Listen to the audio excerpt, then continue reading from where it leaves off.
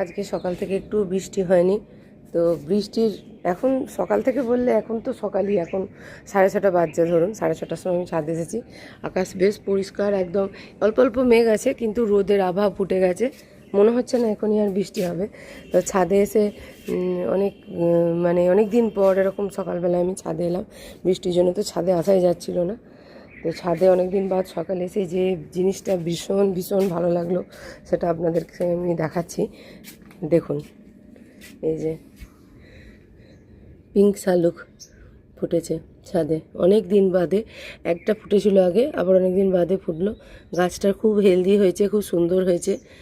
আর এত সুন্দর একটা ফুল ফুটেছে, কুড়িটা দেখেছিলাম কিছুদিন আগে, আবার হয়তো হবে ফুল। কিন্তু অপূর্ব সুন্দর লাগছে। দেখুন, সকালবেলা ঘুম থেকে উঠে এরকম একটা সুন্দর জিনিস ছাদে এসে দেখতে পেয়ে মনটা ভরে গেল।